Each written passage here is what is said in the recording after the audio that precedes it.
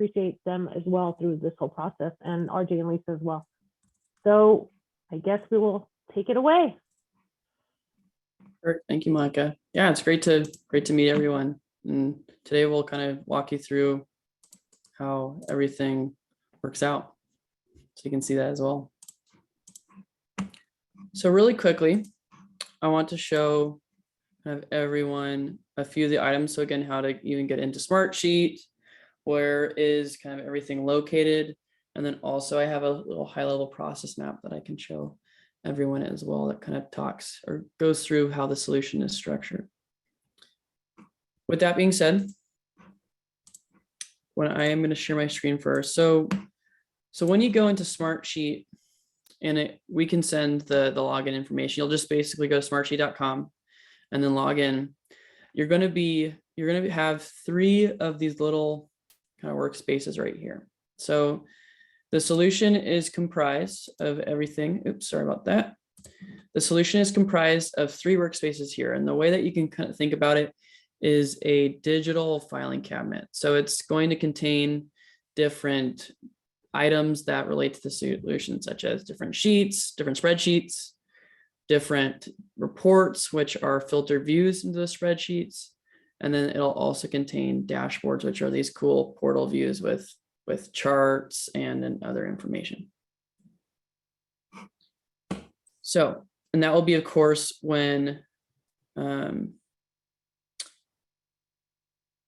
that will also be, again, given to you, shared to you after the fact if it hasn't already been shared to you, so that you can kind of access that. But realistically, these are going to be our 3 main places we're going to work out of. And the first one being the active project. So this is where all of our project folders are going to be. If you look towards the center where my mouse is, you'll see that, again, 1 project equals 1 folder in this case. And these are where our active projects are going to be captured. The other piece is going to be the fund tracker workspace. And this will also be a place where we are capturing POs and invoices and so forth, which relate to some of the things that Jean has been tracking. And you'll have access to that as well. The third one I'm going to leave for now. This will only be shared to a select few, but realistically, again, we'll go over that in just a moment. The main workspaces that you'll be working out of is the active projects and the fund tracker workspace. Again, active projects has all of the current projects that are being worked on or being created in SmartSheet, and the fund tracker will have all of the funding tracker sheets included. That will again relate to your projects. Any questions so far?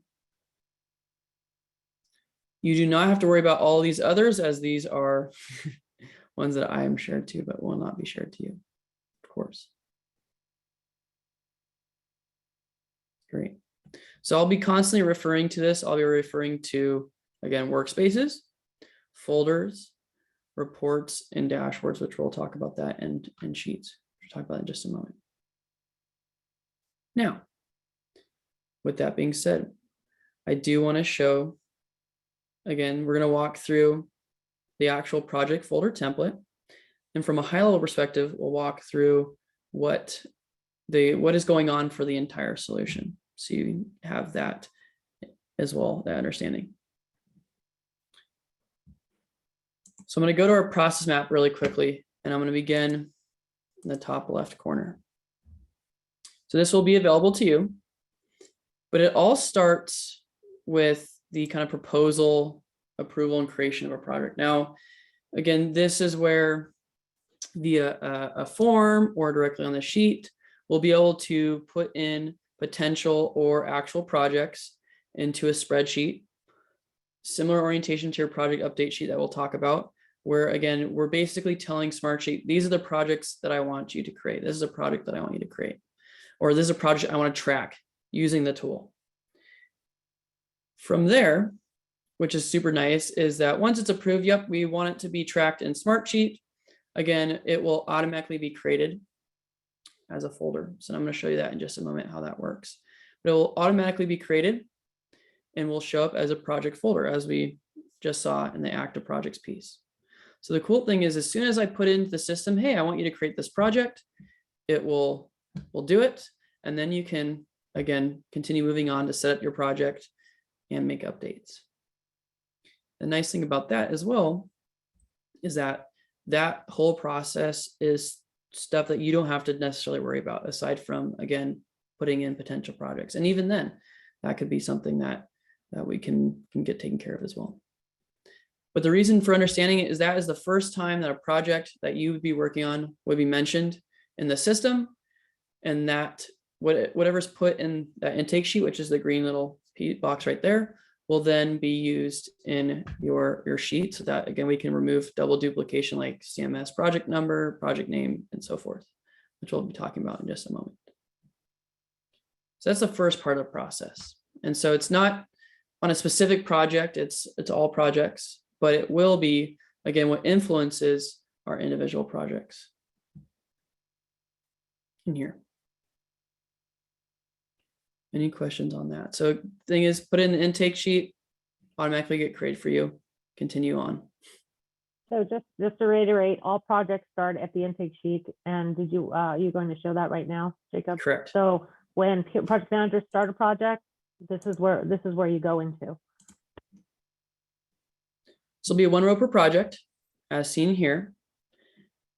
And it's just going to be where we're filling out project number, project name, description, customer contact, funds allocated at intake, target completion date, who the project managers, funding source, department, delivery method, primary project initiatives, and the contractor.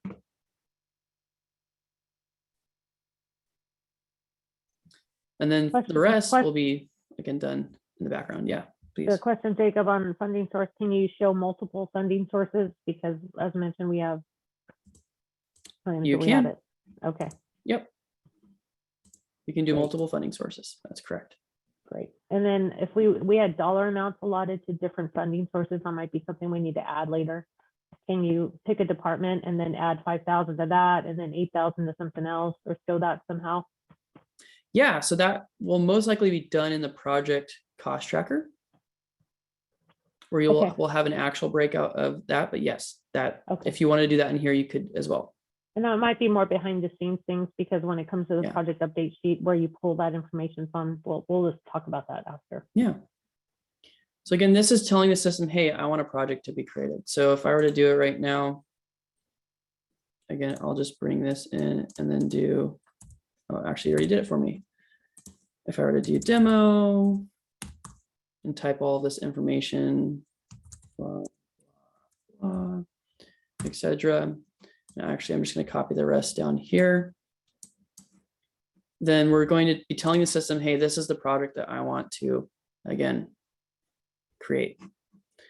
And I'm going to go ahead and just put myself for this. Again, you won't have to worry about this piece. This will be done on the back end and it will be approved. And again, that piece, what I just did was this green square, put in my information. It had that little approve it. I just did it really quickly. And then now it's going to be created in here. So there's, again, going to be a few other things that are going to be important. So this is the intake process, which is one part of the solution. Now, the next part is the individual project tracking. So this is, again, going to be all of the elements that you would track for a single project. And there will be one of these project template folders, which you'll see in bold, which contains all this information for each project. Recording in progress. So that's the next piece. So what is going to actually be contained in there? So that's where we're going to have a project data sheet, which is going to be our main piece of information. This is going to be the main place, and we're going to go to this in just a moment. And these are all going to be things that we can use either to, again, set up a project so that it can be ready to be tracked and managed, or it can be things that when the time comes, aka like when an RFI comes in, or an ASI or submittal log comes in, or a change order comes in, we can then go ahead and actually track and manage those pieces. We'll talk about all these. I'm not going to get into the nitty gritty just yet when it comes to all these arrows and things, because it can get quite confusing. So we won't talk about that too much. But then the last piece is, again, our project cost tracker, which we'll talk about that in just a minute. So, and then of course a project dashboard and some reports, again, those filtered views. So this is going to be contained for every single project. Now, things will be applicable to certain projects where others will not be, but again, you have these all as a foundation so that you can use them to track and manage in the method that, again, is prescribed. And so we want to provide all these tools at your disposal. So that's why they'll be included in every time I create a project, and we'll show you in just a moment. And where can that be found? So if we were to go back, and I were to go back to my active projects workspace, again, that filing cabinet, I'll click into any of these in just a moment so I can show you. For now, I'll just do it into here. I'll go to my project template. You'll see it's got all of this information in here. So my project data sheet. So all those sheets that I showed you right in here, they're all in here. So the thing I want to show you is these are the sheets. So these are going to be the source places. This is where we're actually, so these are similar to the Excel spreadsheets right now. This is going to be where I actually input data to, again, track and manage the financials, the schedule, any RFIs, ASIs, submittal log pieces, some of the other logs as well, so that then I can report out on it. I can share it with external collaborators if I need to, just again, so that we have all of the information related to a project in one location. And again, that's going to be our project folder. Before I continue on, are there any questions about that? I just wanted to note that this SmartSheets is not bypassing our typical project templates. Again, this is only for the fiscal side and the master log. So for project managers, you track your project cost trackers here, not in your typical project, setup. For construction managers, you'd track your RFI logs, ASI logs, submittal logs here, not in the project folder. Everything else remains the same in the project folder, meeting minutes, inspection reports, anything else that you may keep there stays there. This is only for those specific items. So yes, you'll be working in two different files, one that lives on the cloud, which is SmartSheets, and one that is actually in our hard drive on our servers, which is our typical project setup. Does anyone have questions about that?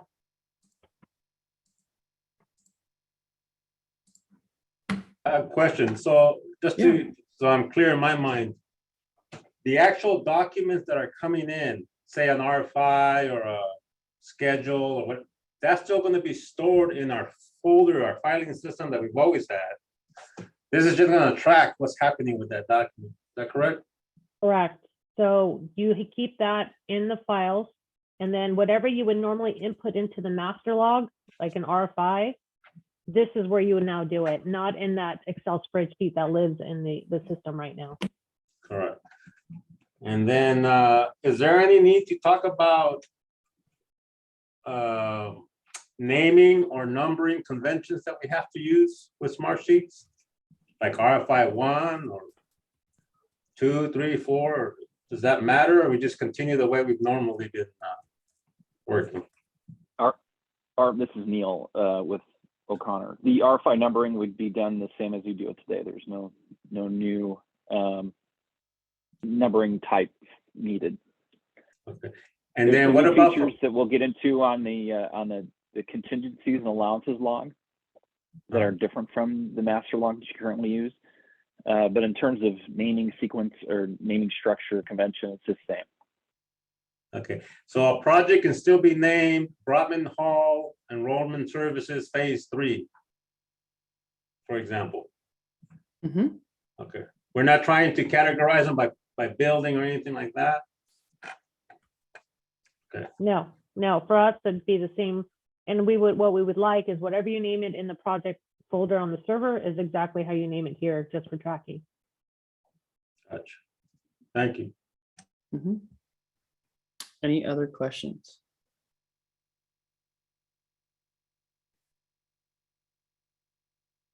Cool.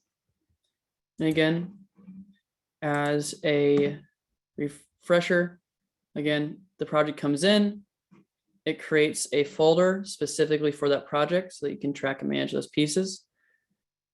And that's what we'll cover right now.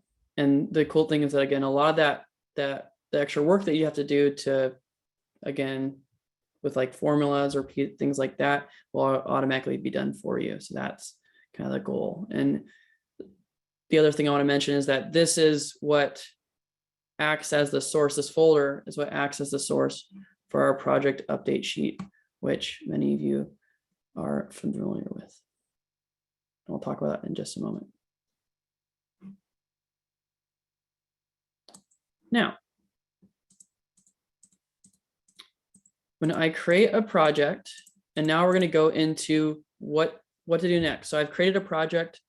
What do I do next? So that's kind of our next piece of information. Are there any questions before I move into that?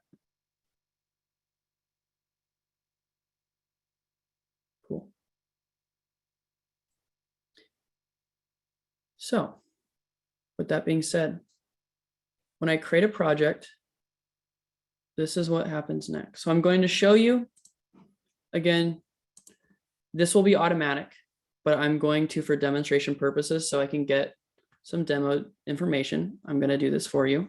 We're going to do this all on the call in case, you decide to not make it automatic anymore.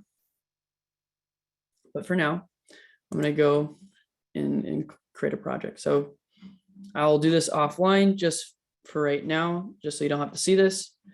But what I will do is just show again this process map so you can see that. But right now, what I'm basically doing is I'm telling the system, hey, I want you to create that demo project I just set up. Now, again, that's going to be done automatically, which is a nice thing. You won't have to do it manually. But that's where I'm on step 3 right here in the orange. I'm saying, hey, I put in this project in here. It's been approved. It's ready to go. Can you please create a copy of this project template folder so I may start working? That is what it's doing right now. And while it's doing that, again, it's realistically, we've created templates based off the master log. We made slight tweaks, as Neil mentioned, especially in the contingencies and allowances. But again, a lot of that information is going to look the same. It's just not going to be associated in tabs how it is now. It's going to be in different sheets. So you can almost think of different sheets as synonymous with Excel tabs as of right now. Perfect. Okay, great. So as soon as I create that project, now I can come into my active projects and I'll hit refresh really quickly so I can see it. But that project will now have been created and will now come into my active projects folder. So now you can see it in here. Now there's going to, again, be a particular naming convention that we'll go with, but as of right now, it's the project name, followed by, again, all of the names of the sheets. But as soon as you see I click in that folder, you can see I've got my project data sheet, my contingency allowance log. So all of the, again, the pieces that we're tracking, RFI, ASI, etc.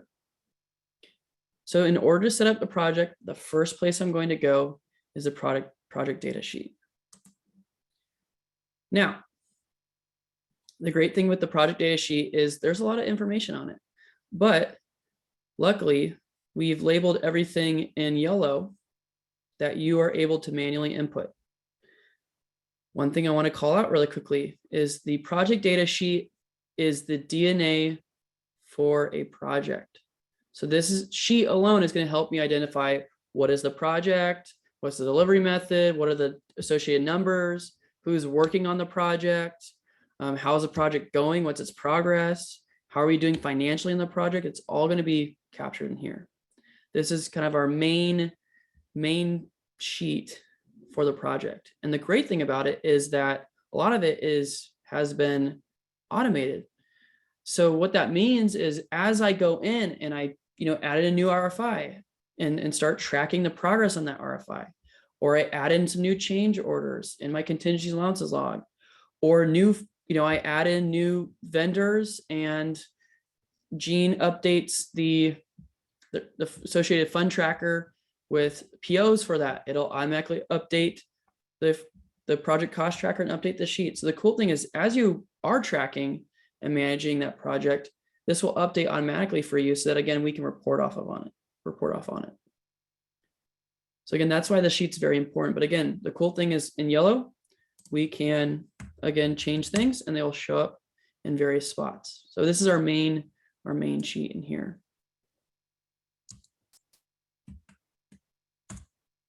Any questions on what I'm going through right now? I'm just putting in random numbers.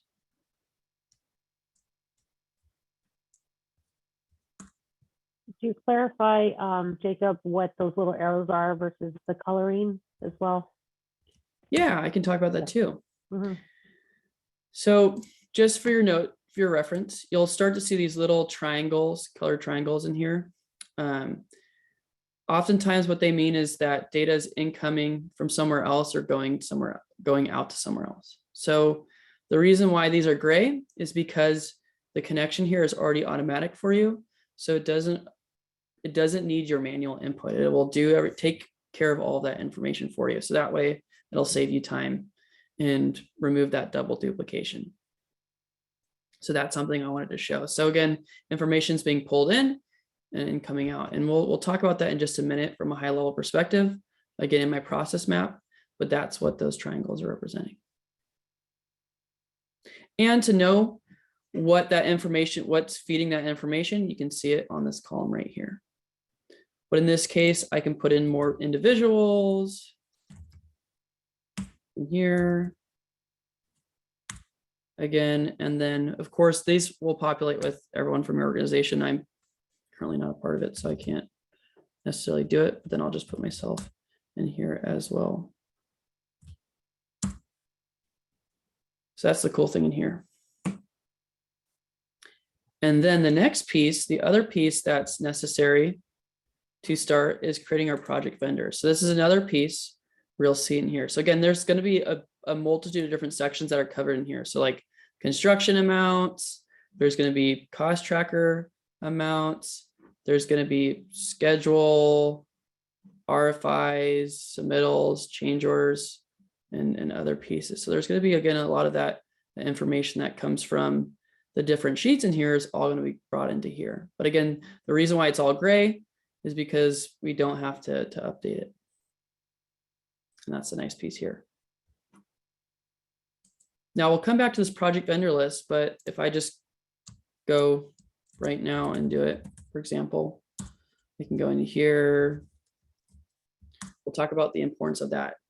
But right now, what we're going to do in here is the other part of setting up a project is just putting in our vendors based off of certain, again, categories, whether it's cost categories that you call it, then or however the terminology is on your side.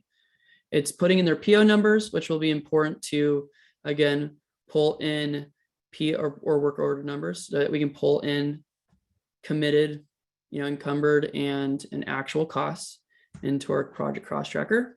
And then we also want to know, who is that vendor for transparency purposes and visibility purposes. So you'll see in here, there's some that are already been pre-populated. For the most part, the next step I would do is I come into here and I put in my different information in here so that again, I can pull in the necessary costs that are associated with this particular category and PO/work order number. So I think what's important here for the project managers, especially, and even the construction managers when they execute POs that are after the fact, is that these line under project vendor, all those line items align with the project cost tracker, which then communicates with the CMS, with the PeopleSoft system and the plan on system for work orders, just so you know. So this is where you start putting in all the vendors related to the project.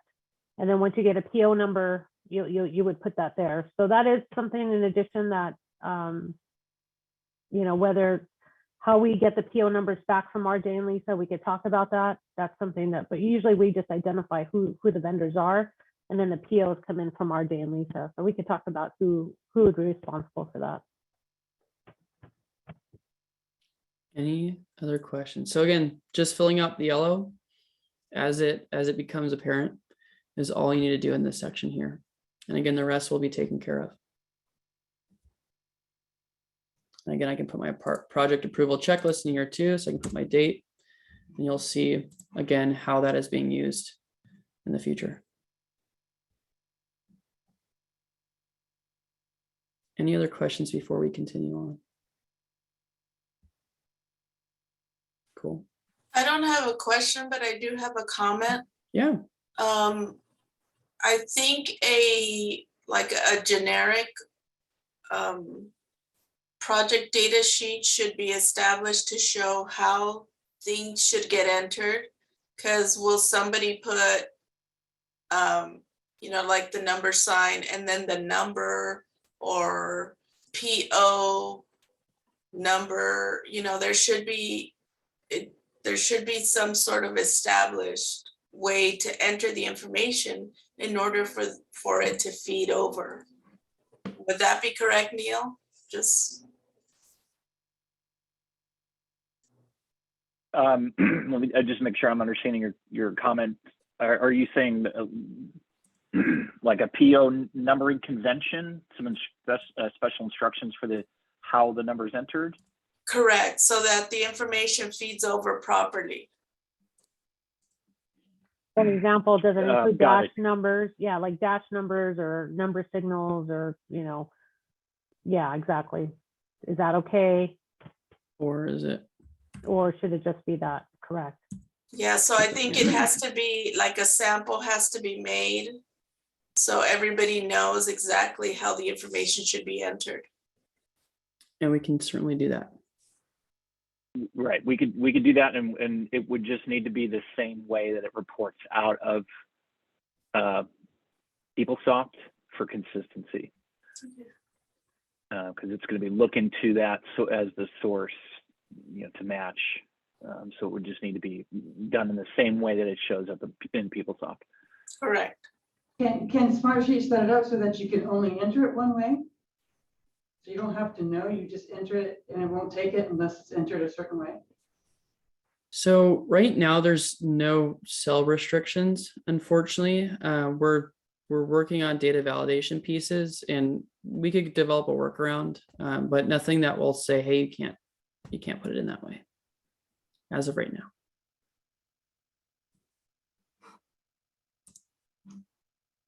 That's kind of what I was alluding to earlier. I mean, if some contractors will submit an RFI 009, for example, and if we only put in 9 and then and 008, are they going to line up correctly? We have to be worried about that. So realistically, and we'll mention it here, I think for majority of the system, you'll just want it to be standardized with what you have on your servers in terms of that convention. There are pre-established naming conventions for some of these already in here. It is important, however, though, to have the PO and work order number match what's in PeopleSoft. So that's one of the main places. So I'd say on other sheets, it's not as important, not to say that, it's not important, but it's not, critical. In this sheet alone, it would, I'd say, yes, that would be something that will want to be standardized, and we can kind of come up with ways to help make that standardized, but also provide some examples as well.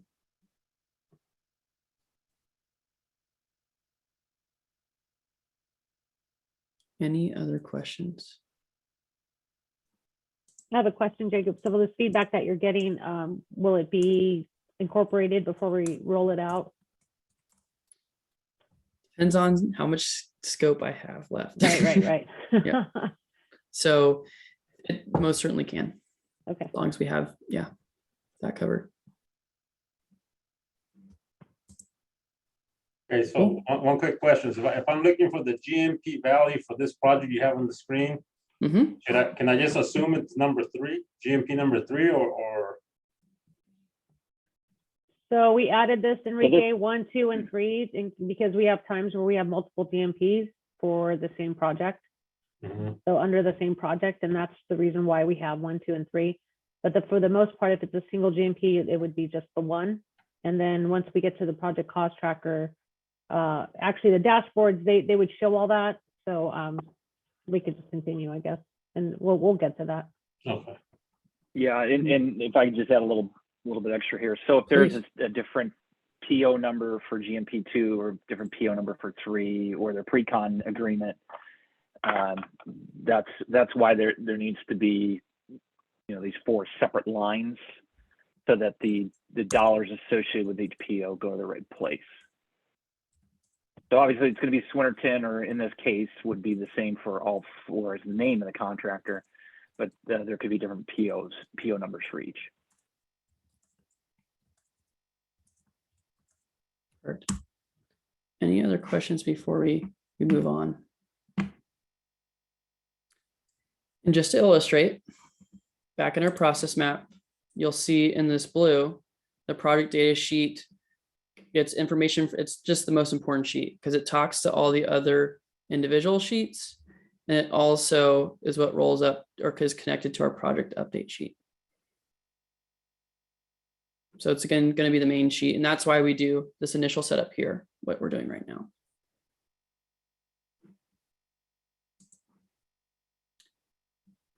Now, we'll go ahead and I'll actually, Neil, do you have this up too? Would you like to talk about some of the other sheets as well? Yeah, I can walk through the actual take notes. for the PM, for the CM, how each would use each component. Great. Just give me 1 second, I'll share my screen. Yeah. And if you want to see data examples, I cleared out the template of data. So I would just suggest using one of the already pre-populated, but that being said, I'll let you go.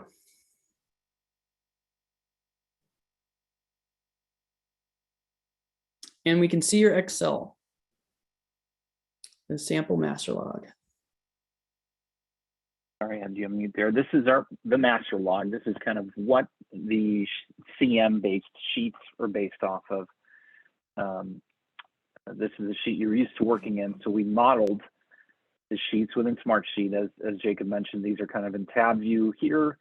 If you think of them now in SmartSheet, they're in an individual sheet view. And we've also consolidated a few of the sheets into a single sheet. So now the CP log is within SmartSheet, and it is now known as the, let me go to active sheets here, demo. It is now the contingencies and allowances log. So this is where kind of all your day-to-day cost tracking for any individual project will be done. These columns here align with these columns here. So as you're tracking for contractor contingency versus owner contingency versus allowance, that same process is done under columns here in the contingencies and allowances log as you've done it before. The slight difference is that the summary from your Excel sheet is happening at the bottom. We have actually moved that to the top, so the summary is still there, same fashion, but it's done at the top, and that is a function based off of new cost exposures, which could be pulled in from other sheets that you're using as well. So if you're working in your RFI log, you can actually capture a cost exposure from that RFI log just by clicking a box, which I'll show you shortly, and that cost exposure will automatically copy over to the contingencies and allowances log for further action and tracking as it transitions from an estimate to an actual COR to an actual change order. But again, the same process is used for that. Same level of tracking for CRB numbers, FI numbers, RFI, ASI numbers, etc. Change order number, COR number, change order number and date, as well as the classification. And then again, some additional functionality with that classification. So now the different classifications for unforeseens, et cetera. It's automatically tallying for you what that total is and how that calculates in as a percentage of the project. Additional functionality in change order recap. So change order by GMP is also tracked automatically here for you. And the additional functionality I mentioned earlier is, again, in a multiple GMP project, if it applies. If it doesn't apply, obviously you would just keep it in as your GMP one. There's only one GMP, or one, if it's a TOCA project that just has one contract, you would track everything under GMP one. The funding source is another added column here.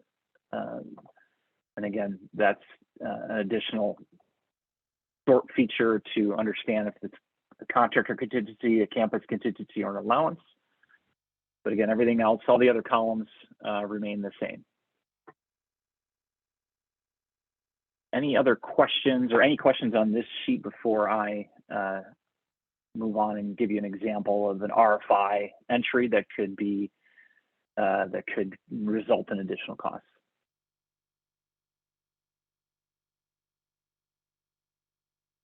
The same thing as before. If it's in gray, it's most likely not, well, it's definitely not needing to be touched. So just because it'll do that, all that automatically for you. So that's just something I wanted to also mention. Yeah, thanks, Jacob. Anything that's in white is an entry field, with the exception of these columns here. I've added in the colors just to make it a little bit easier to see, as is done in your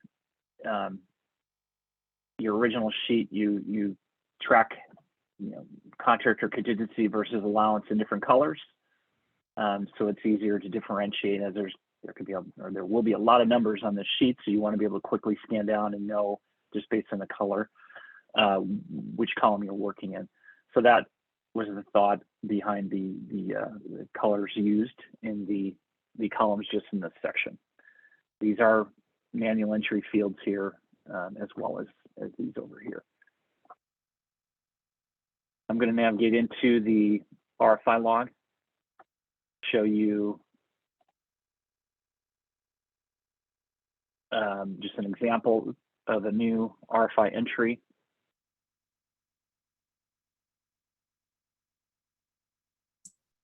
Yeah, it might have just taken your, yeah, it probably just took the, because I cleared out all the data. Yeah. Type one in here. No worries. Yeah, we can fix it pretty easily. And we'll call this test RFI number 1. And it's under GMP number 2. And again, these columns here are akin to those that are in your current master log. And for those that are not, you hover over, you can see what the original naming was, to ensure there's no confusion on that item. The one new column here is cost exposure, and this is a drop-down menu that says yes or no. So let's say it's an RFI that was asking about unforeseen condition or something of that nature, and you'd say yes, this is a cost exposure, and you put in there's a new column here called estimate for campus contingency, and let's say that's $1,000, and we know again that's going to be campus contingency expenditure. We'll add in our RFI dates. It was submitted last week. And then we complete all our entries here. We click save and then go back to our contingencies and allowances sheet. We refresh.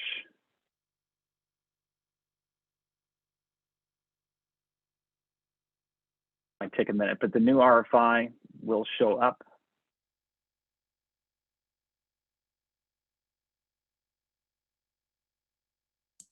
Down here at the bottom as a new entry. and that's sure we're seeing it on the.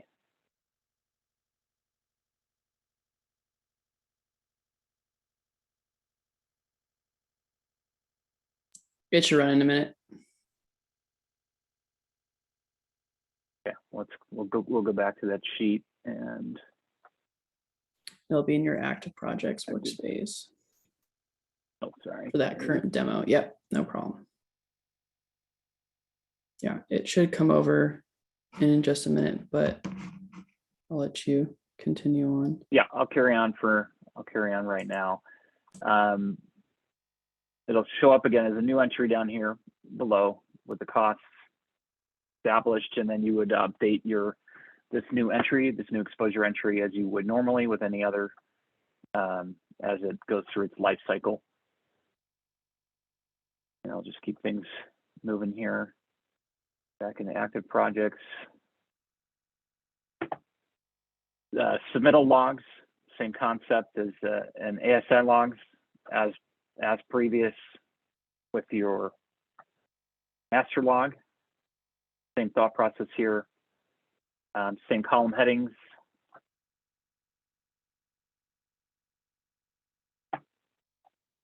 Submittals, same setup. Same column headings for capturing new submittals and dates in and out, comments, notes, contact information, etc. It should be working now So too. Just a heads up. okay, I'll keep trudging along here with a field instruction log. So one added feature here in the field instruction log, and this has got some dummy data in it still at the moment. Field instruction numbers, et cetera, as they get added. Let's say you've got an exposure like that RFI we just entered. Over time, you've identified it as an exposure. It's a new item on the log. Becomes a new CP number. All that information is still entered in that sheet as it was always done. With the field instruction log, this is a new process that is somewhat different from what you're working on currently. And there's a form entry now for entering new field instructions or new new CRBs. So the actual field instruction form, the PDF, or the CRB form itself, to now be generated from within SmartSheet. And I'll go ahead and create a new one here as a sample. This is our first field instruction. And let's call it RFI number 1 added column footing.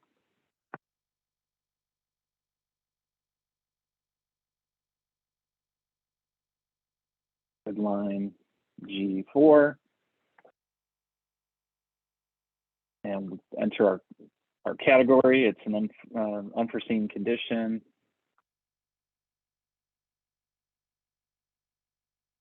It's a T&M type change. The cost amount is $1,000. And we don't yet know if there's an ASI, CRB, or RFI number. We do know it's RFI number 1. And we click submit.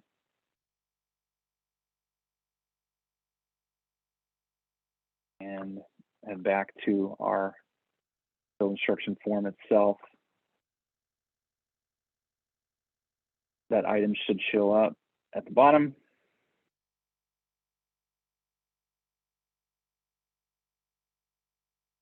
Here's our new column footing, RFI, and we've pre-populated the actual form itself. What you will see and be able to pull up from within SmartSheet is the actual form itself, and I'll show you just a second how we do that. But this is the current kind of letterhead information for the field instruction itself, but this language will pull in from the column data within SmartSheet, the field instruction number, the project name, campus, the architect, etc. The language of the field instruction itself, if there's any attachments. So they have this form here like you always have always had, except you'll be able to actually generate it from SmartSheet using the document builder feature.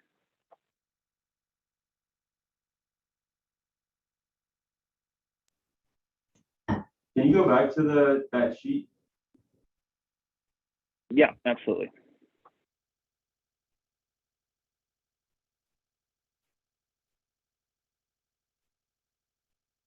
The sheet?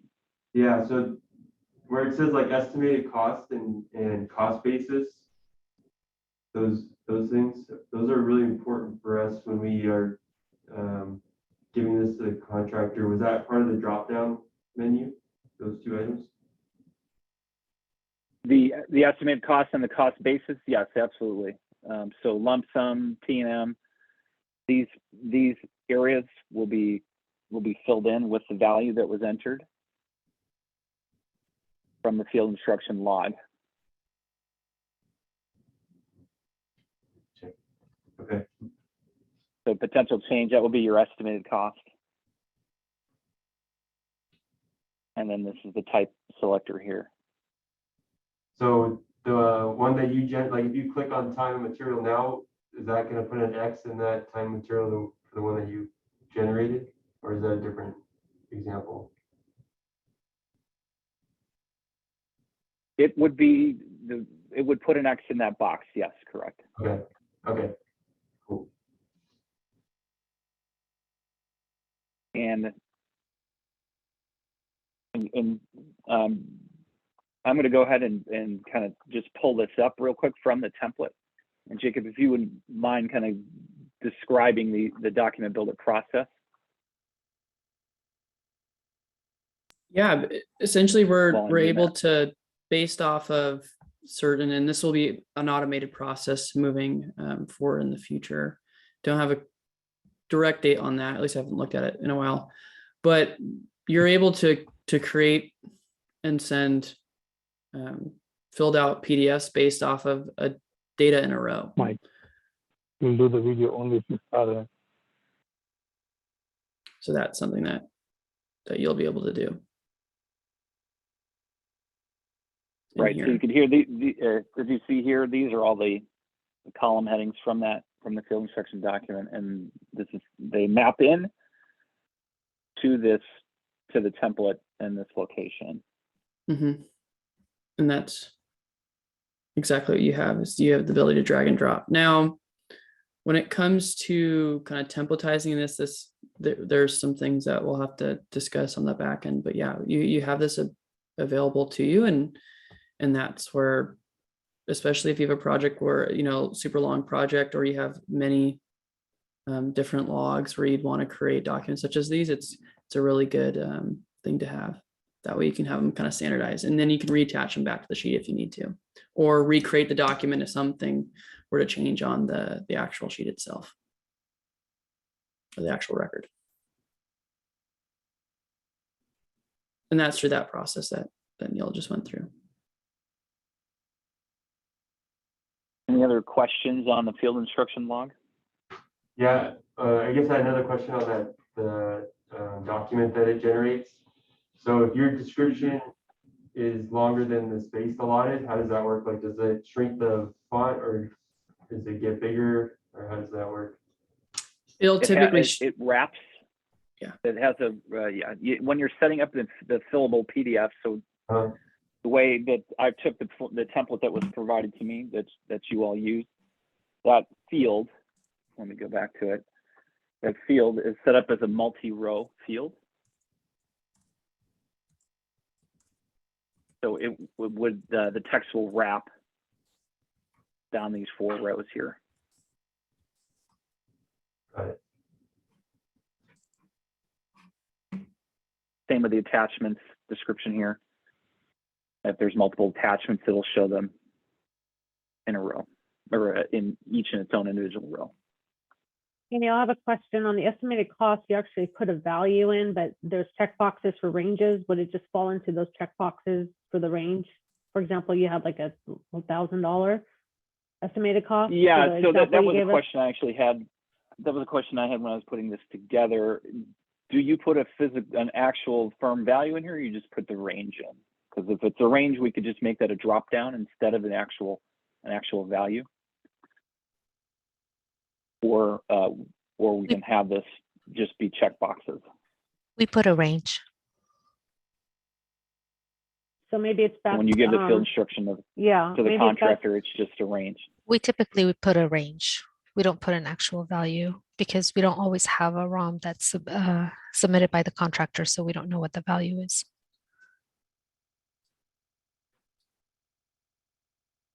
Okay, so Monica, that's a simple correction. So what we would do then in that case is this column would be changed to A range. a drop down with those Mhm. values, those Okay. 4 or 5 options in it. Does that impact anything else in the potential exposures?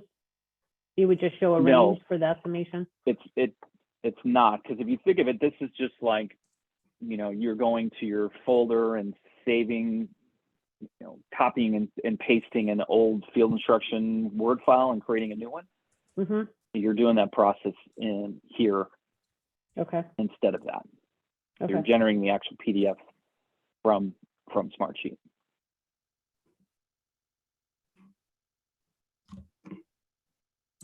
Same process with the CRB log.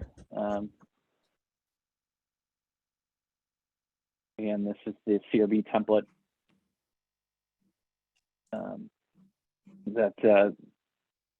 that we're provided with, and again, just the same fields: description, reason for request, project data information, and then the number of the CRB.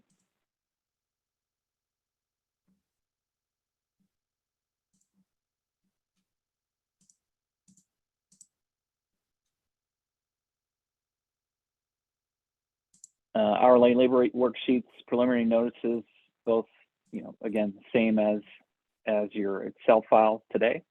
You're just tracking it in SmartSheet instead.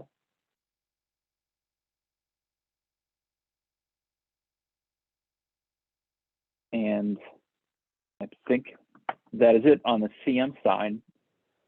Jacob, did you want me to come over to the project cost tracker? Yeah. And actually, it might not be in here because I changed the name just like 5 minutes ago. So let's just go to the template for now, or you can go to like College of Business Student Success renovation for now. In here, yeah. And I apologize for that as well. And then it will be right there. Perfect. Cool. So I got this is also including the process map, but the project cost tracker is the most, I'd say, complex sheet in terms of just its different connections. aka it's pulling in information from the different fund tracker sheets. So for example, I think one of them is like GF 486, or there's many more, as you may already know, but it's also pulling in information, or DM 486 and GF 486, but it's also pulling in information from our Plan-On and PeopleSoft as well. So that's where, again, it's getting multiple inputs. Now, the nice part is, with this being said, we've tried to eliminate a lot of the complexity by, again, putting in those gray column, gray cells that really mark or really kind of deter people, or kind of tell you, hey, you don't need to input anything in this area. So that's kind of where, and these will be locked down too as well, so that it says, hey, you can't edit these as well. But that's just something, again, where we're going to kind of demonstrate how it can be complex, but we've kind of made it a little bit easier. The one thing I wanted to do is actually, Neil, if you don't mind, So this one is just one that's filled out, so you can kind of see how it is. But I actually want to do one that's blank, so you can see just right away how we were to do that. So I'm actually going to ask you to go to the template, or I can do it too. Yeah, I can also switch back. Yeah, cool. I'll stop sharing. That would be great. Cool. And I will go into here, and you can see this screen, right? Capital construction solution piece. Just wanted to confirm, and not my emails. Yes, cool. Can see it. Awesome. Yeah. So again, a lot of the sheet, what it does is it just again is pulling in information from different spots, Fund Tracker, PeopleSoft, Plan on it, and also from the project data sheet. And then from here, what we really do is just as we're moving through the different phases, we are inputting costs and inputting budgets. So it's broken out into multiple sections. So the first piece, and these are denoted by, again, either indented rows, which you can see here, so Roman numerals, or by orange. We'll most likely keep it to dark orange for all of these in the future. But we've got a few different sections. So first we've got kind of our summary, which, as you may have noticed on the contingencies and allowances log, is similar. Again, it's just meant to share or show information in here, aside from 2 rows in here, which is the cost update date and project square footage. Then we've got the funding sources. So we've got funding sources and secured funds.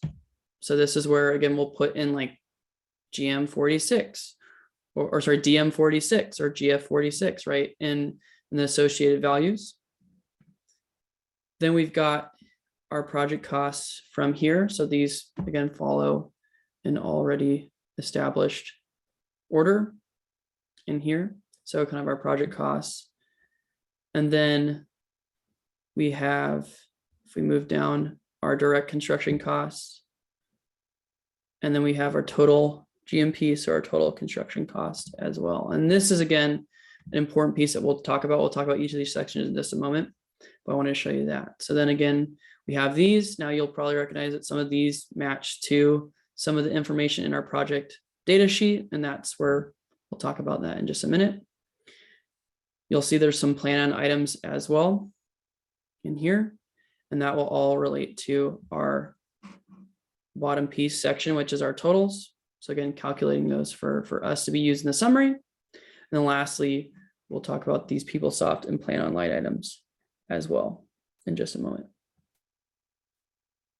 So we've got pretty much everything that'll cover all the costs for the project.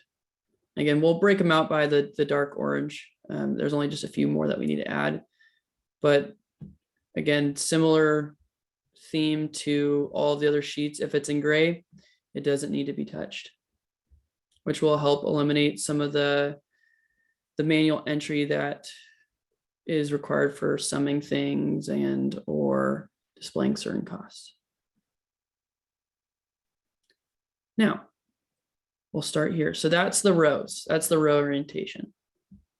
Now the column orientation is slightly different. So we'll see that we have some things like PO number, vendor name, and markup percentage. So these will be used in different sections down below. Again, if it's in gray, it's not necessarily used for that section, or it's coming from somewhere automatically. And then we'll talk about that too.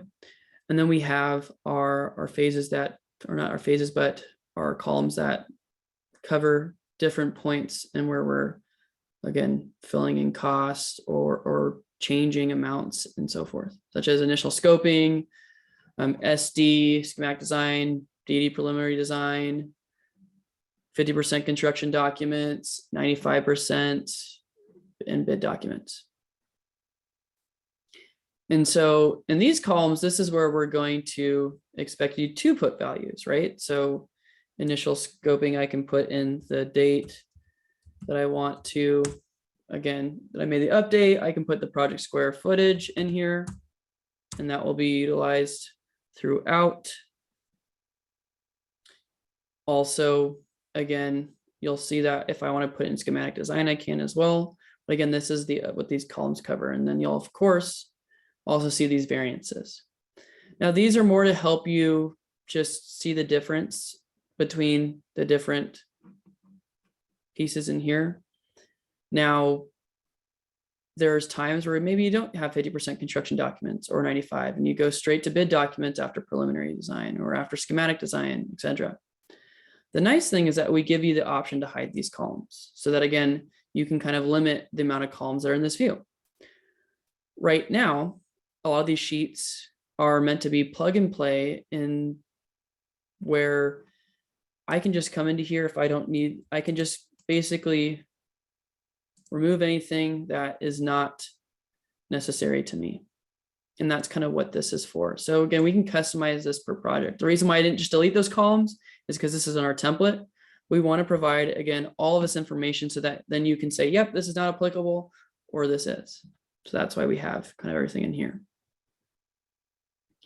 Now we're going to keep going into here. So you can see after bid documents, what we have is, again, it's going to grab in the value from whichever is the most recent phase or piece. And then we'll have our stuff that comes from the various sources. So Fund Tracker, and then the PeopleSoft and Plan On pieces as well. So that's the column orientation. So again, it's going to go through preliminary all the way to bid documents. And then you'll also see values coming in as they become applicable or relevant to the Fund Tracker as they actually come into the Fund Tracker, whether in POs or invoices, which we'll talk about too. And then same with PeopleSoft and Plan On as they come in. Any questions before we continue?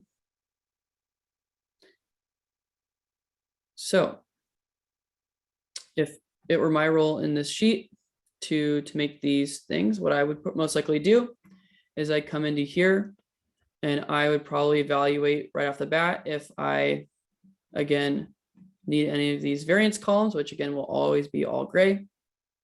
If I don't, I'd probably either delete them or hide them depending on that. That way, again, I can see, and again, I'm just going to hide all of them just so you can see it. I can hide my columns so that I can see everything in here. But again, and these aren't necessarily relevant, so I don't need them. So like, I'll hide all of these. And now I have less columns. The other thing I would do is I'd start putting in my items. So in here, I start putting in my fund sources. So I could say DM 486.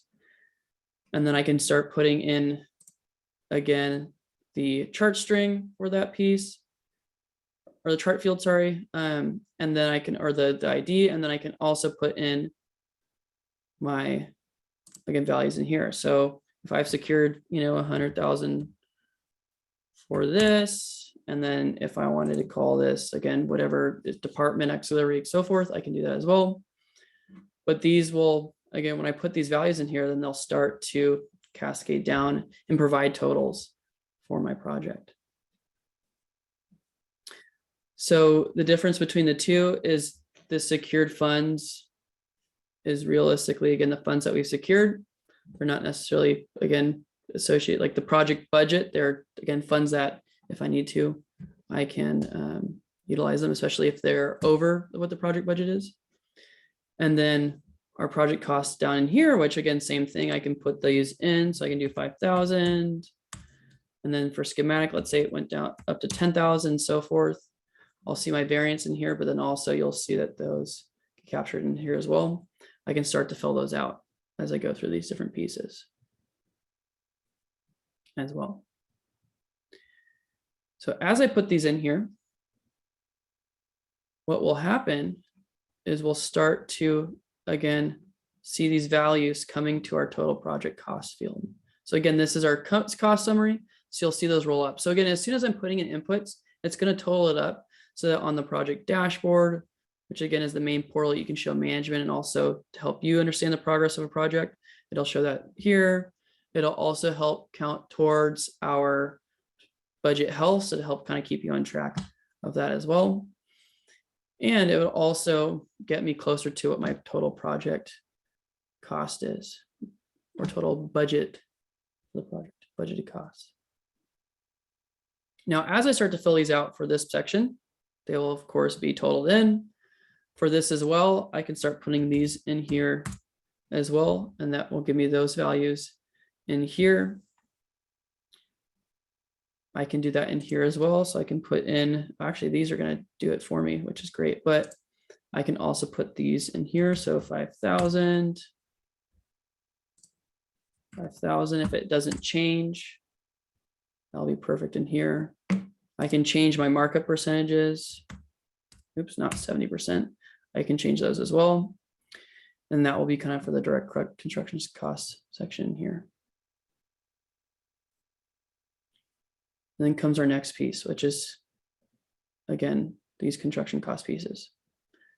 So the cool thing is, and this is why we said let's in the project data sheet. So I'm going to go to that really quickly so you can see again exactly what I'm talking about, why we set up or why we have those values added in there. So I'm going to go to my project data sheet really quickly.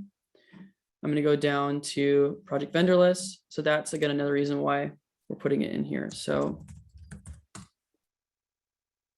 and I know I spelled that completely wrong, but we're just going to go from there. Again, we'll talk about an established, or we won't, but we'll come up with an established method in terms of what the PO work order number is. I'll just say it's going to match PeopleSoft, and then I'll go ahead and hit save from there.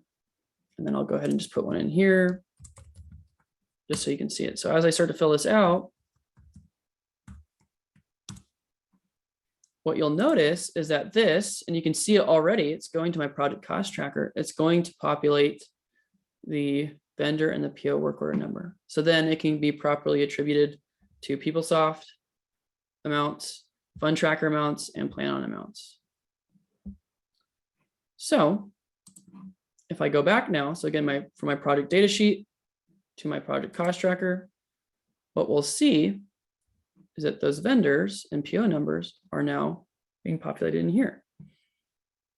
And that we'll talk about in just a minute why we have those. But now I can go ahead and put in my amounts.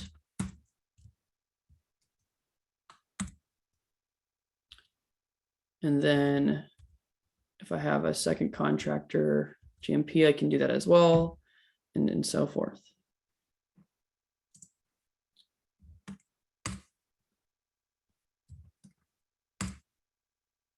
And as I'm putting this in, what we'll notice down below is that this will start to total them up as well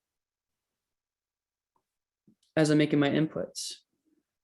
Now, each section is, and you'll see that there's a PeopleSoft program code in here, and there's also plan on sections. We'll talk about what if I want to add in a new section here. We'll talk about that in just a minute.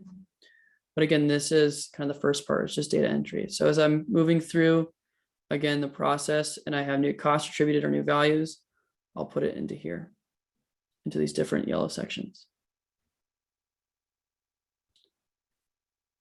Now, I'm going to pause for questions. Are there any questions in terms of just inputting data and setting this up at first? We'll talk about, again, a few different scenarios as well, such as what if I want to add in new rows, or if I, or what, why we put in the PeopleSoft program code or PO number in here. But are there any kind of questions on data entry?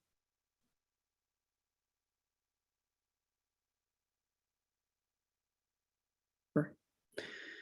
So the reason why we have this gray section here and including vendor name and PO numbers, not just to help you attribute, who's working on it or who the vendor is for this particular cost or this particular cost category. It's also to help our system and our formulas match the correct amounts with these different cost categories. So for example, the PeopleSoft program code, I know Neil will be able to talk about this a little bit as well, so I won't overstep on that. But with that code and any other PO number or things, I'm able to properly associate whatever cost comes from PeopleSoft to this particular project, to that particular line item. So that's how we attribute costs to the right line item and the right project is through the combination of the PeopleSoft program code, the PO number, and and actually just those two and the project number. But luckily you don't have to worry about the project number because we've already done that automatically for you. So I think the important part here is for project managers and construction managers, if you open a new vendor, whenever you send the requisition request to Lisa and RJ, you need to define now, along with the end date, and then send them the link of where everything is, the PeopleSoft program code that vendor aligns to. Because then they send that to our financial management group and they log it in that way. So that's the way it's communicating right now. So for example, say we get Seneca, a seismic review board, item 90, you need to tell Gabrielle, Lisa, RJ, please execute this purchase, this requisition under master enabling agreement. This end date is 6 months from now, and it's PeopleSoft code number 00013. So whenever we set up any kind of new requisitions, it needs to start with this. You need to include this PeopleSoft program code. That's something in addition that the project managers and construction managers will have to do whenever we open something new. And these are all defined. These are fixed as of right now. This is exactly how we numbered them. We thought of everything possible. We took the 2.7 as much as we could think of and just populated this on the way down. So also, if you scroll down to the plan on numbers, work orders also have numbers associated to them. My question to Walter is, when we open a plan on work order, for example, for a CARP 114, item 114, do we need to tell them what PeopleSoft code to use, or does that automatically default when we do that?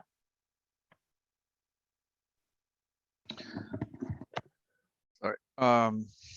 So when, let's see. Plan-on doesn't really know the PeopleSoft number unless somebody Okay. puts it in manually in somewhere, like in the task list or comments or something like that. So Plan-on only has a Plan-on number. So how like, I guess we could talk offline on how do we relate the plan on number into this project cost tracker? I think somebody But- mentioned the PO number in the chat. That's why No, the this- PO number comes. No, this is that was separate. Oh. We could talk offline on that, though. I Yeah. think we need to figure that out. Yeah. So so not only are we pulling information, cost information from PeopleSoft, meaning, and the funds, meaning like this is what's pending, this is what's been paid out. Also, we're going to start tracking the actual work order charges to the project real time with this link to plan on. So we won't have to go into the plan on system and say, okay, how much has CARP, used, how much has energy used. It'll all feed into this project cost tracker. Does anyone have questions about that? Oh, Marie Jean, can we have multiple work orders issued for the same shop? Yes, Don't see why not. same shop can have multiple, we call it faces. So yeah, you can have a bunch of faces for the same shop. But if you have multiple CARP work orders, the total amount that has been charged to all 3 work orders is going to just go on one line, 114 or 0036. They want to be able to break out and say, I want to know how much CARP work order blah, blah, blah was. They're trying to chart it separately. They need to just add another plan on CARP to this. Yeah, so that's another thing that you're gonna discuss right now. So yeah, so when it comes to multiple PO numbers, the typical best practice is just create a new row, especially if you want to see the breakdown of that. There are certain instances where that is going to be the same thing, like right here, where we're going to see the totals for all of the plan on, but let's say we want to get even more granular, we can do that. You'll also see it down in here too for special inspections and material testing, and for group 2 equipment and group 2 equipment, AV and furniture. That's correct. You'll want to create a new row, and then just make sure again, the PO number, and it has the same PeopleSoft program code. Now, the other thing that's going to show up in here is as well as if we have different line items from PeopleSoft or Plan On, and this could be because of a different PO number or because of most likely not a different program code, but again, it could be that there's no program code on there. It will come down in here so that we can then just take the row and move it up to wherever we want to. So for example, if that were to come in and we were to have a new CARP one come in, we could put that right under here. And again, we'll be able to see both of those line items broken out. Yeah, two separate rows. But yes, so this is meant to be where one row equals one PO number.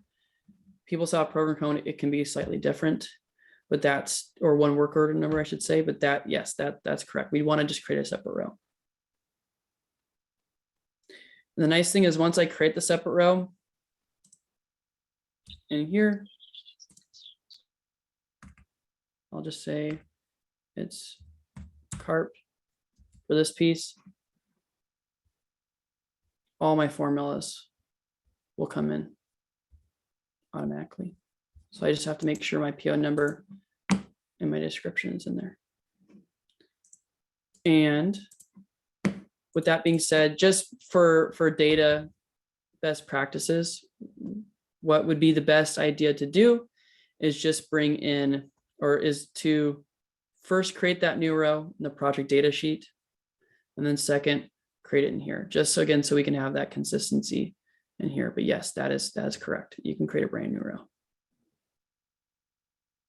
And that's how you can, again, break out different line items even further if you'd like to.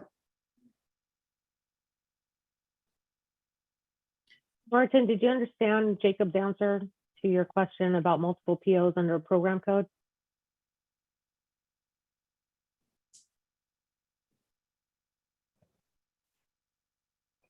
Yeah, he answered it. So I guess it would just be another line, right? Mm-hmm. That's correct. Yeah. Yep. And as long as, again, we have that particular number tying it, then what you'll see in here is this fund tracker. This basically, I'm not going to go into the formula just because it's not needed, but it's looking for that PO number or that work order number. So that's specifically where it is. So if it's, again, tied to the specific project and it is, again, you have that specific PO number, so the combination of the two, it will bring that amount into here. And it can be multiple amounts under that PO. Again, it just depends, but I'm guessing it won't be, but that's where it'll bring that value in automatically. So that's why the PO / work order number is so important. And then on the PeopleSoft Plan On side, same thing. It's going to pull in based off of that program code and what project it is, and then work order number.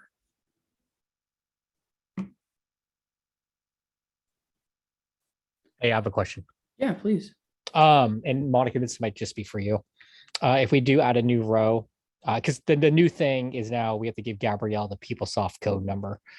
So if we add a row, and it's something, one-off, where do we get the PeopleSoft code number? Do we make it up ourselves, or like who assigns that? So for example, and it might be in there, but like you add a row and it's a one-off for not even tree trimming, but like, the arborist or whatever, just pretend like that's not a part of this. Who assigns that PeopleSoft code? That is a good question. I was thinking that myself because Jacob, as you scroll down to the miscellaneous ones that pop up through PeopleSoft, scroll down. Yeah, like this unmapped PeopleSoft Plan On items. You had mentioned that anything that doesn't have a program code program code would just kind of populate there out of PeopleSoft, correct? Correct. So when we add items, as you mentioned, those go without, we can't really link that with CMS until we talk to them. So those one-offs, do we just let them just fall below the line since they're not defined here? Up to you. I- I'd probably drag them up. But Right, yeah, Lisa, because we said all these program codes already with CMS, unless we add some blank ones at the bottom, see 73, 74, 75, and I don't know. But that would change with every project, so it might screw it up Exactly. later. Right. Yeah, so it's something I think we're gonna have to, I'm trying to keep track of all these things that are popping up today, so let me add that to the list. All right. I Thanks, wonder good if you could question. add like a one for miscellaneous and just make it 99 or something like that, just as a, I don't know. that could be a good one too. What would you do in the instance on your 2-7? Would you just find a home for it or? Mhm. Yeah, well, that's what we usually do on the 2.7, but it's not communicating with anything. So our thing is that we've defined a line of communication with PeopleSoft through these program codes. But if we add an item or modify a name, I don't think PeopleSoft wouldn't care. For example, if we change a name for, say, for AV vendor 1 to, I don't know, tree trimming, just to give it a location, PeopleSoft is only looking at 68. It's not looking at the name, but for our tracking, we need to track it somehow. So Yeah, but if you change the name in this project, 68 will equal tree trimming, but in the next project, 68 will equal AV1. So the names will contradict for the PeopleSoft and the funding Correct, or however that correct, works. correct. So yeah, let me look into that a little right. bit. Yeah. Thanks.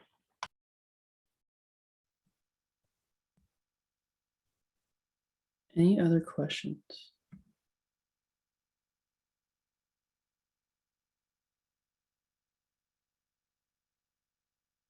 Cool.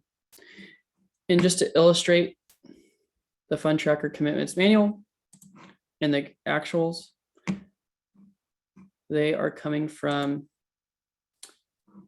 the different fund tracker sheets that get consolidated into one single fund tracker in here. So this is now Again. the new Gene spreadsheet, correct? Mhm. Spreadsheet. Yep.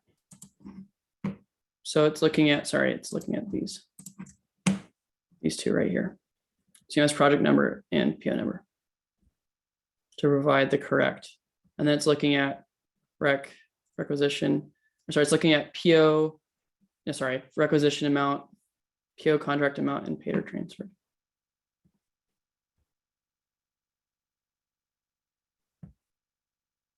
So as project as DCS, this is where RJ and Lisa would live. We don't want to go into their spreadsheets. Yep. And change anything. So that's why it happens automatically for the most part. Yeah. Okay.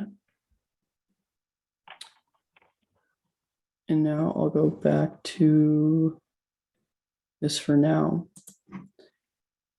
So actually we'll do demo for now. Now I'll do this one because I like this one because it's filled out. So I'm just gonna go pick something that's already filled out. So now we've covered kind of all of the sheets in here, including our project data sheet, and we just covered our project cost tracker. Again, more information on how that works is in here, and we can, that's more done in the back end. But now what we're gonna do is we're gonna talk about the project dashboard, and then we're gonna talk about the update sheet. So kind of the roll-up piece. But once again, you start working out those pieces, you put in the vendor piece, we forgot the schedule and milestones. So we'll talk about that. But after those sheets, again, you put in your project cost tracker pieces as they come in, you put in the RFIs and so forth as they come in. We've got the project data sheet all filled out. Next piece is the milestone schedule. So that's again where I can put in my current phase, my schedule health. We wanted to be at manual for right now, just again, so that it's just a little bit easier to describe. Now, what green, yellow, and red are defined as is something that, can be internally discussed right now. And then I'd put in what my percent complete is for that design phase and so forth. But what you'll also see in here is for these, again, pieces, preliminary plans, working drawings, construction NTP, and on-site construction completion date, I can just put in baseline dates in here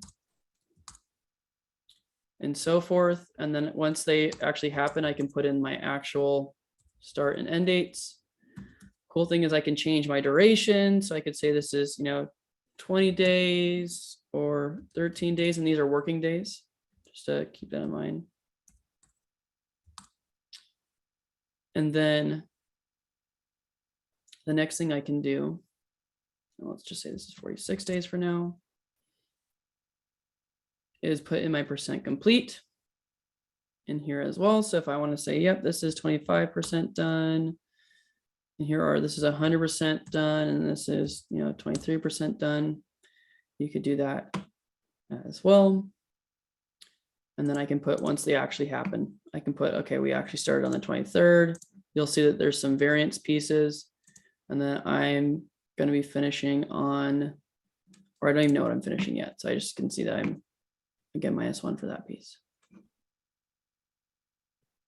So this is a very basic schedule, obviously. I think Martin suggested these be the milestones based on what we have to do for CPDC. So this is what we followed. Obviously, you'll have your bigger schedules happening on the back end, but this more so rolls up into the project cost track, project update sheet, the one that we report on with the project managers weekly.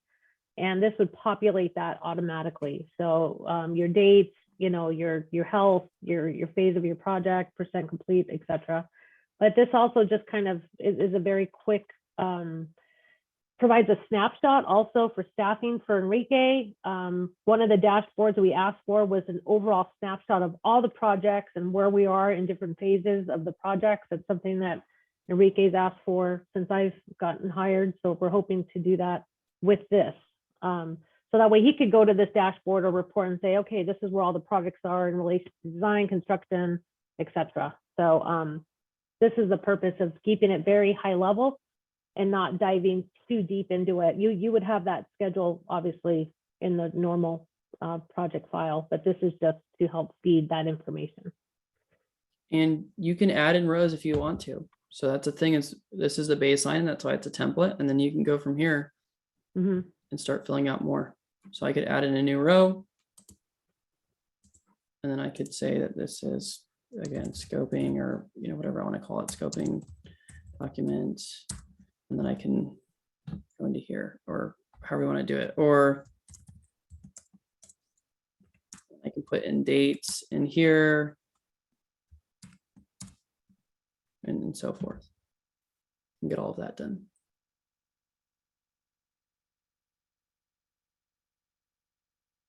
Any questions on this sheet here?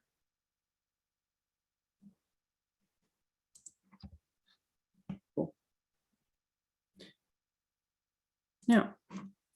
Now we've covered all the project template folder items aside from the project dashboard and reports. Before I go on, is there anything else? Because we got 26 minutes, so we'll be covering a little bit more in here. But is there anything else you wanted us to revisit, or any questions you had on kind of these different items?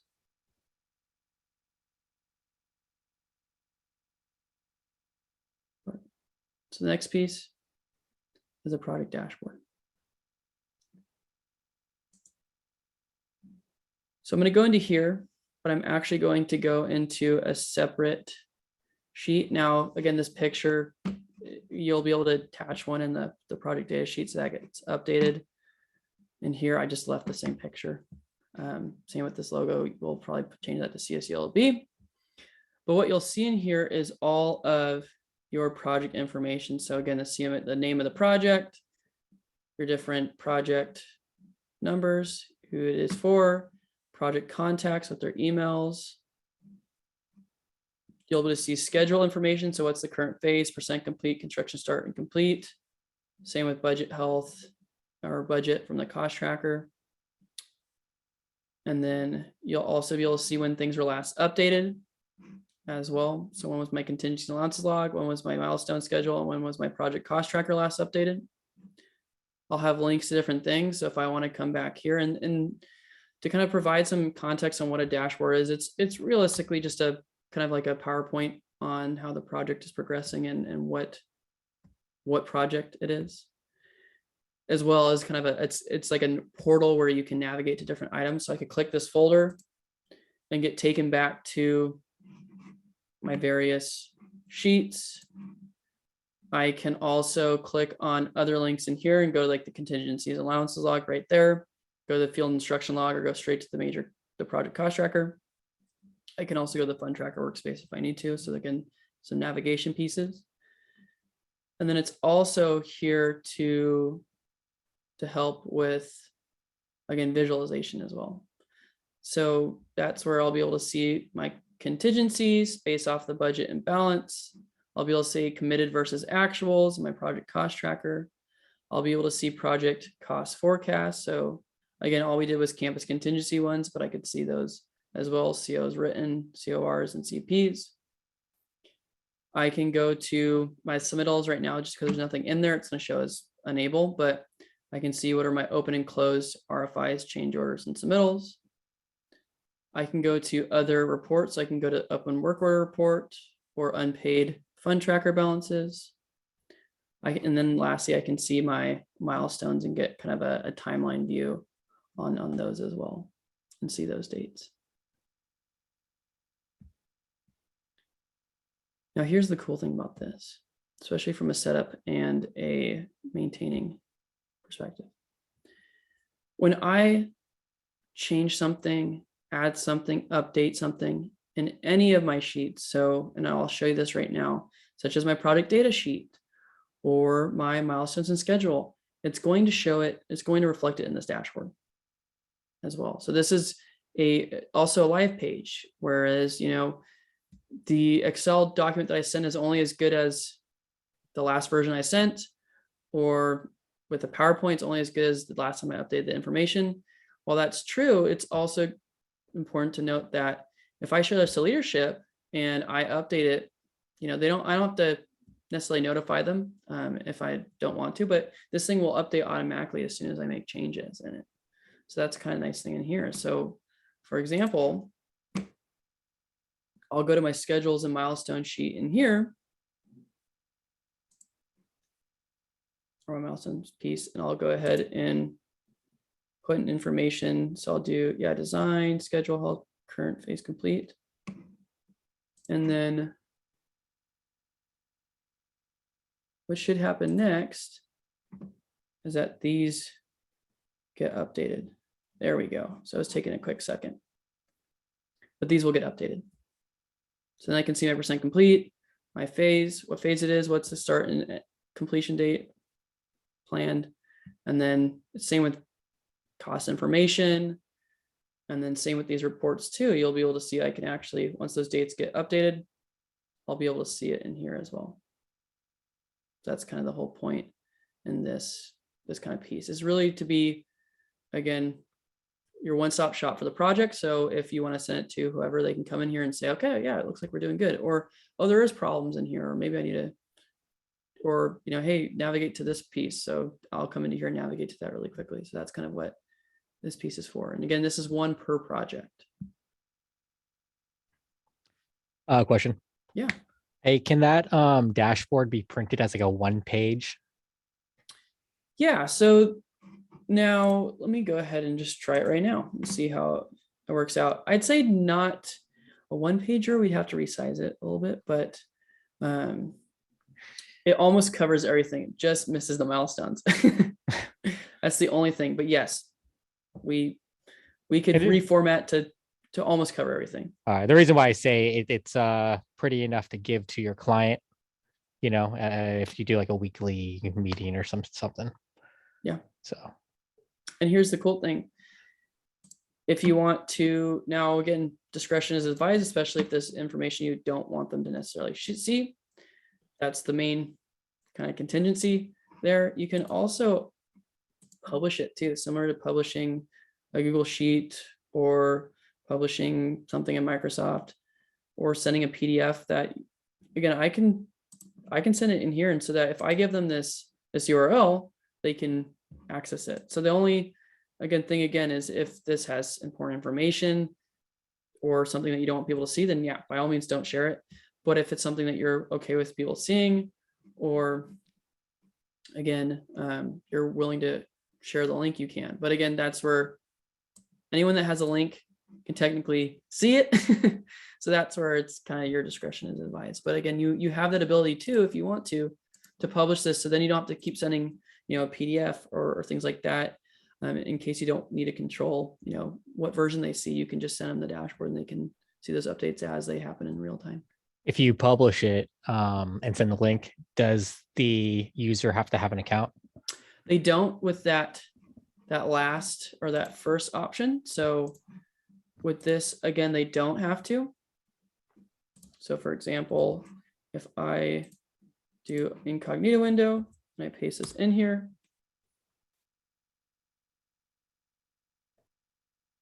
this is what they'll see. They don't.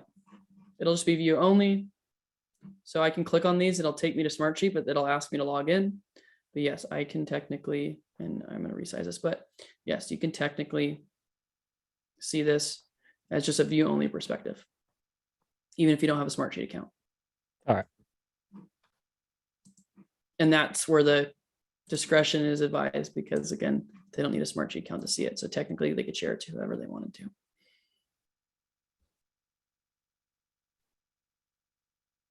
Any other questions on the dashboard? And this is another reason why that project data sheet is important, right? Because all this information is directly linked to the project data sheet. So as soon as that project data sheet updates, it's going to update the dashboard. And that's the intended purpose of why we have all that information in one spot too. So then with the dashboard, there's no complexities with, oh, where is this information coming from, and so forth.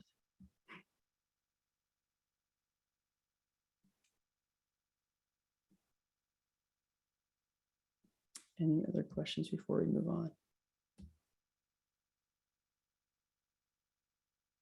Cool. And in the process map, we just covered right here. So we covered this entire section in here. So the next part is moving away from a project level and going to the portfolio level. And that's the most important part is that project update sheet. So what I want to call out is in here, my project data sheet, the information that, like some of the information that we'll want from our project update sheet is in rows, right? It's not, if we were to have multiple projects, it'd be a little bit crazy to see. And so the cool thing is with Control Center, and why we kind of went with the solution in the first place, is it will make it a little bit easier for you, specifically in that roll up, kind of the summarization of that information. Because now if I go to the project update sheet, I can, again, it'll just be a combination of all of that information. So it'll show me quick links to my dashboard, so I can quickly go into the project dashboard and see how things are. Same with the RFI and submittal. It'll show you what phases. And again, that's where then we bring in columns that are the same as the project update sheet. So like phase, project number, work plan number, what's the project name, description, customer, contact. It's going to bring in status, current phase % complete, overall schedule % complete, total project budget, total cost, start and end date for the construction, funding sources. Again, similar to before, light yellow. I can go and update this. It'll bring in the project checklist approval, and then the CSULB building permit number, the project manager, delivery method, the budget and schedule health, and then any primary project initiatives. Now, one thing you'll note is while I've left all these white for now, and I might change them, they're all coming from my underlying sheets. So what that means is if I want to update my current phase, or I want to update the construction start and end date, I would go to the milestone schedule sheet. Because if we look at the flow, it goes from these different items to the project data sheet to then go to the project update sheet. And the reason being is, again, for consistency's sake, so you know exactly where that information is located, and also because it's a little more granular on those sheets, but also so that when changes are made, again, they're made to the sheet in real time. But for the most part, it's just so that we can, again, you can have other context to make those updates. And that's currently how it is as of right now. And the reason why this sheet is also important is not just from a reporting perspective, but also from a metrics perspective as well. If I want to see all the projects that are in construction or design and the dollar amounts, or I want to see all the projects for this customer, or I want to see a timeline of all the start and end dates for construction, or I want to see a breakdown of based off of funding source or based off of primary project initiative. Because it's now all in the sheet, 1 row per project. If I had not mentioned that earlier, 1 row per project, I now can do that at the project level. So I now can say, oh, we've got 3 projects in here. And again, this is our breakdown, and you'll see that on the dashboard in just a moment. But again, that's why we have this, is 1, to consolidate for insights from metrics and charts, but then 2, so that you can kind of see it 1 row per project, similar to how you have it on your project update sheet. So that from a portfolio perspective, I want to see all projects that are currently being worked on. We can do that. Jacob, can you sort by customer type or project manager on this sheet? You can. Yep. And the cool thing is we can filter as well. So I could create a new filter.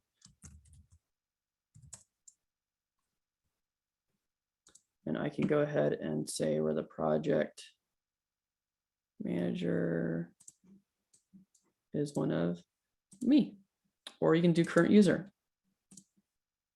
And then I can see all the projects that are associated with me. So there's different ways that you can filter it too. And again, that's the whole point in this as well, is to show all projects, not just one single project. And so that's where, again, if I want to go straight to here and then go to my project dashboard, I have the ability to do so. So that's another thing, is it's a navigational tool as well, which is why we have provided those hyperlinks.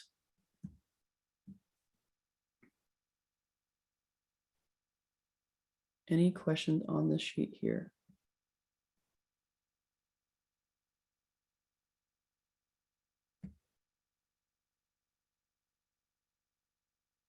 Cool.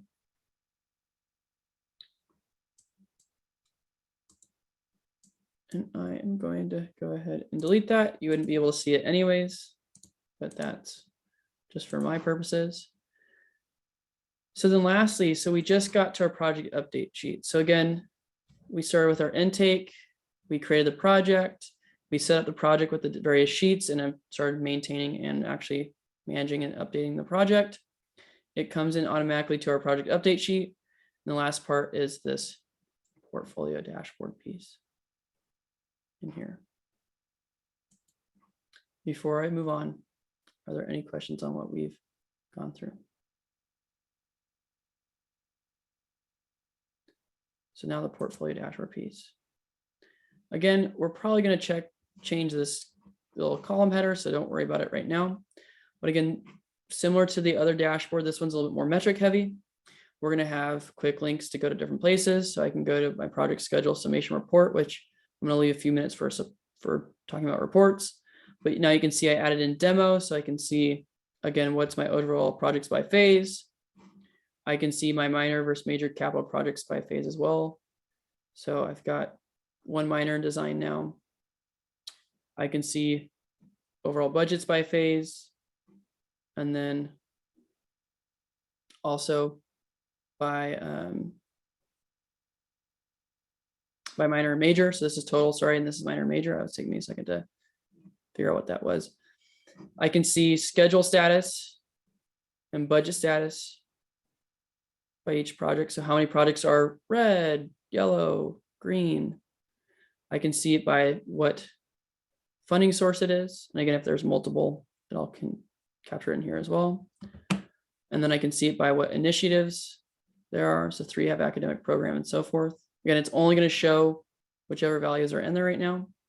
Hence why you're only seeing department and only seeing these 3 initiatives. And lastly, again, that kind of quick summarization of the project update log, but all projects. So that way this can be maintained at the portfolio level and we can gain insights from there. Any questions on this before we continue? This is all made possible because we have that project update sheet.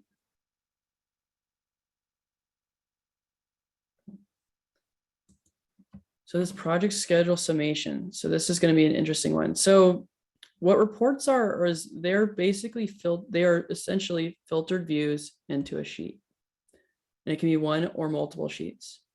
Now, this is the report I was going to use for, never mind. So this is where, in fact, if I wanted to see all the schedules for all of the projects, I can basically do so, or all the milestones for all the projects. Now, this was going to be a teaching demonstration, which is why there's only one sheet on there. But the cool thing is if I want to,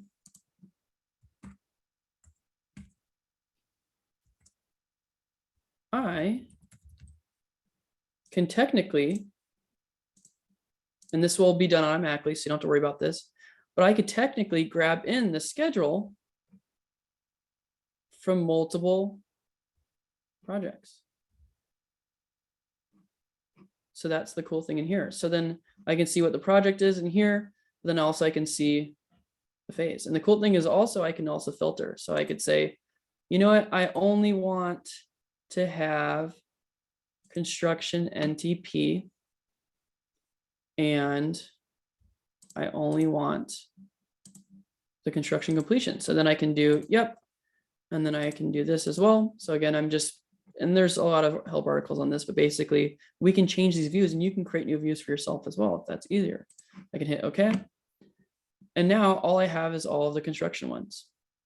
So it's an example again. So the cool thing with the reports and why we have kind of a combination on the dashboard is that you can share specific information to others. You can show specific information. So examples, if you have a customer that you want to show like, hey, here's how we're doing, you could show them only milestones that they care about. Or you could show them, only costs that they care about with a report, and then you can print it or create an Excel based off of it. So there's a lot of cool things you can do with reports, but realistically, they're meant to be kind of a filter ability in here, and that's kind of what they're for. I can also group by things too and summarize information in reports as well, which is again super helpful. And that's in this group and summarize section. So if I wanted to, again, group by project name, I could do that in here. And that will give me my project name. I'm just going to refresh because computer's running really slow right now. Yep, I really need to refresh. But I can group by project name. So you can also group to make life easier for you as well. So that's something that you have. So now I can see, okay, here's my different project names. And then what are those values? I can also summarize by this. So I can, show dates or give counts. And this is less helpful here, but again, that's where you have it in here. And I'd say the most common use for grouping and summarization, which I'm not going to do it in here. And this is going to be in our project update sheet. So similar to like, hey, if I want to see projects where I can do this. So I can group by, so I can filter by projects that are just me. And then I can group by, let's say, phase. So we can do that. And then I want to summarize how many projects I have in each phase. And then I do phase and I count. So then I could see, oh, okay. So for the projects that I'm the project manager on, I've got one in construction, one in design. So there's cool things that cool insights that you can gather from reports as well that I think will be really helpful. And again, that's something where most likely, you'll have the ability to. Some of you, if you're not licensed users, that won't be necessarily the case, but people can always build those for you as well. But again, this is something that we have available as a part of the platform. Once you filter and make it customizable to whatever you would like? Does it default back, or does that clear, or how do you? It doesn't unless you clear it. So typically Okay. what we do is we just say, hey, make a copy of it, which is our save as new, is basically, or make a copy, and then customize it how you'd like to. Okay. And you can make a copy of any report you want. And again, there's more information on that as well in the in some of the just standard Smartsheet tutorials, but or documentation. But yeah, that's again what you have available to you. Oops, I meant to do that. Hit OK. There we go. That, hit OK. Cool. And then I can return it to normal. Yeah, there's a lot of flexibility when it comes to reports, and hence why we include them on a dashboard or allow other people to have it. Anyway, we have 4 minutes left. I know I just gave you as much, or we gave you as much information as humanly possible. Are there any questions on this, or any pieces of information you're a little less confident on? And with that being said, I know it's kind of a loaded question because of course you just got introduced to it. But what we'll most likely do is kind of create some test projects so that you can kind of play around with it and get a feel for it. That will help you kind of play around it. And also, if questions arise based off of that, we'll call it, user acceptance testing. Then we can also incorporate those later on into future templates. That's something to keep in mind for this as well. Well, thank you, Jacob. I know this is a lot. It's a lot, for me, and I've been in it for the last 3 months or so heavily. So, I'm sure the next question is when are we going to roll this out? So I have a meeting with financial management and Lisa's group on Thursday, I believe. And we'll start defining, at some point, we're going to have to transition over. And when is that? Because we have projects in all different phases right now. We have POs issued, we've got contracts issued, all kinds of stuff happening. So there won't be one clean time to just say, okay, now go. Mark is concerned that, here we are having this training, and if we wait till, say, fiscal year starts, which is July 1st, and say, let's start then, people will forget, right? And we won't get our hands on it, get messy, get into it. And so there's that concern as well. I understand there's been multiple times we've tried to unroll software and they haven't stuck very well. This one is sticking. We've invested a lot of money and time into it, so we have to make sure people feel comfortable with it and are trained properly, etc. So I want to get this rolled out as soon as possible. So once I define that, there might be some upfront work by the project managers to help with identifying program codes, and then with Lisa and RJ to implement them and get them into CMS. I just don't know what that looks like yet, but I will define it and make sure I work closely with all of you to ensure everyone's on board and we're ready to rock and roll. So I do encourage you on Friday, there's a Q&A. We have another hour. If there's anything that you think of between now and then, or anything you want, say, hey, can you just give me a demonstration of the master log one more time? Like, give me an RFI, show me this. Please come with that on Friday. If you want, you can email me. I'd like to prepare Jacob and Neil for it. So if you can, email me, say, I'd like to do this. Hey, what about that? Or if you have feedback on just how things look, that would be super helpful. But I encourage you to please, if you can, think about it. Think about how it impacts you and your process, and make sure you're ready to jump into this wholeheartedly. Yeah. And I'd like to add that I've created all the accounts, including the student assistants that are on this particular invite for today. So everybody should have an account. You should have received an email from me showing you how to log in and basically how to look at how to get in and look at what he just showed.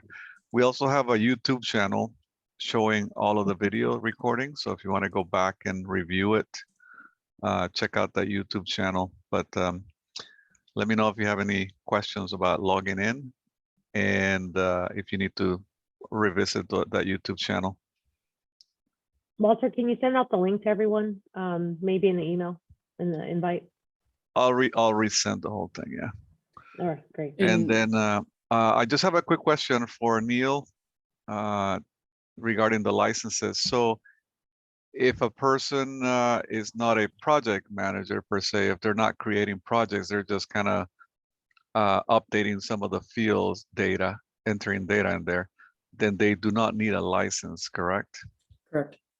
Yeah, Okay, good. Yeah, and Jacob, you can answer that too, but yeah, they're just entering data. No, you don't need a license for that. So like Monica, like student assistants, they're just gonna be entering data, right? They're not gonna create brand new projects from scratch Correct. and things like that. Correct. Same thing as like Ray and Lisa, Cynthia.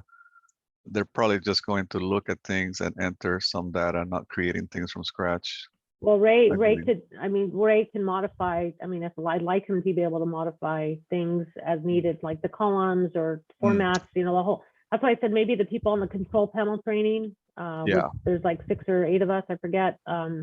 Maybe those people get licenses because that allows them to go a little further in terms of manipulating some of the background. Yeah, but also processes. project managers, right? If they're creating a brand new project, they will need a license, correct, Neil? No. I don't think so, No? no. And we'll Oh, talk about okay. this offline. Okay, Yeah. sounds Yeah. good. No worries. Just so everyone can go. Yeah. Okay. Closing remarks is same with questions. If you have something that's saying, hey, this is a scenario that I often get with the contractor or with my customer where I want to show them something, or I want, this isn't easy for me to do. That's another example of something you can ask for, and we can tell you if it's, the platform's capable or not to do it. So if there's any pain points that you experience right now that you're not sure if this covers, again, this platform is meant to make your life easier and also to make transparency and visibility. Sorry, I was muted. My whole spiel. Again, like I said, or I don't know how much I got muted. No, but you were again, not muted. Oh, okay. Anyways, yeah, just let us know. This is supposed to help you make your lives easier. It's supposed to have the system work for you, not for the system. So if there's any current pain points you're having with how you're currently doing things, like we've vetted out a lot of them through this process, but specifically to you, if there's things and you're curious if the platform's capable or not to do it, let me know. For example, hey, can I share the dashboard as a PDF? That was a great example of capability that we do have, right? And you would never know if you can ask the question. So that's where I'd say, feel free to ask kind of what ifs as well. With that being said, I appreciate everyone's time. I know that was a lot, but what we'll do is we'll provide the recording availability, or we'll make the recording available, and then I'll also share out the process map as well, so you can see that. Great. Thanks, Jake and Neil. Appreciate it. Yep. Thanks, everyone. All right. Take care. Thank you. Thank you. Bye.